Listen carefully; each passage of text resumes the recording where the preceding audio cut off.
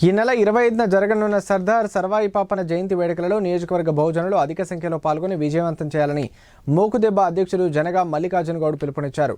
వరంగల్ జిల్లా నర్సంపేటలో శనివారం సర్దార్ సర్వాయి పాపన్న జయంతి వేడుకల కరపత్రాల ఆవిష్కరణ కార్యక్రమం జరిగింది.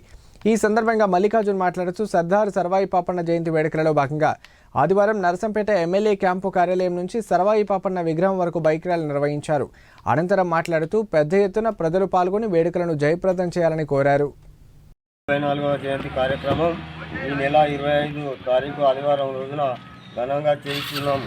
ఈ వేడుకను పురస్కరించుకొని ఎమ్మెల్యే క్యాంప్ ఆఫీస్ కార్యాలయం నుండి ఉదయం 10 గంటలకు బహుజన సోదరులతో గౌడ బైక్ ర్యాలీ పాపన్న విగ్రహం వరకు జరుగుతుంది. ర్యాలీ అనంతరం పాపన్న గౌడ్ విగ్రహం వద్ద 11 గంటలకు సమావేశం నిర్వహించడం జరుగుతుంది.